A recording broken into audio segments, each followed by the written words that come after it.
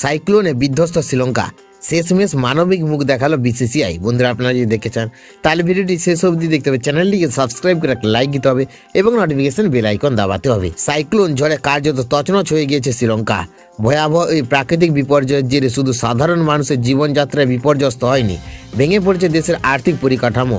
এমন কঠিন পরিস্থিতিতে শ্রীলঙ্কার পাশে দাঁড়ালো ভারতীয় ক্রিকেট কন্ট্রোল বোর্ড।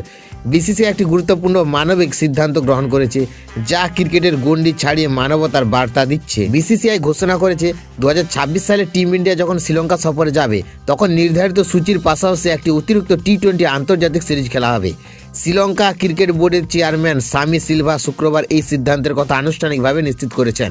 তার বক্তব্য অনুযায়ী সাম্প্রতিক ঘূর্ণিঝড়ে যে বিপুল ক্ষয়ক্ষতি হয়েছে তা থেকে ঘুরে দাঁড়াতে এই অতিরিক্ত সিরিজের আয়োজন করা হচ্ছে। এই সিরিজ থেকে যে রাজস্ব আসবে তা সরাসরি ঝড় বিধ্বস্ত এলাকায় পুনর্গঠন ও উন্নতমূলক কাজে ব্যয় করা হবে।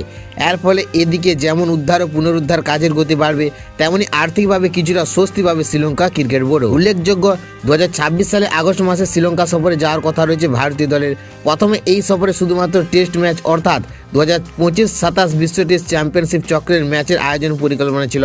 তবে নতুন সিদ্ধান্ত অনুযায়ী সফরে একাধিক টি-20 ম্যাচও যুক্ত করা হচ্ছে, ফলে সফরের মেয়াদ কিছুটা দীর্ঘ হবে। গত বছরের নভেম্বর মাসের শেষের দিকে শ্রীলঙ্কায় আছড়ে পড়েছিল ভয়াবহ ঘূর্ণিঝড়। অনেক বিশেষজ্ঞদের মতে 2004 সালের সুনামির পর এত বড় প্রাকৃতিক বিপর্যয় দেশটির আর দেখেনি। এই ঝড়ের গতিবেগ খুব বেশি না হলেও টানা ভারী বৃষ্টিপাত ও গতিপথের কারণে ব্যাপক ক্ষয়ক্ষতি হয়েছিল। এমন পরিস্থিতিতে বিসিসিআইয়ের এই উদ্যোগ নিঃসন্দেহে প্রশংসার যোগ্য।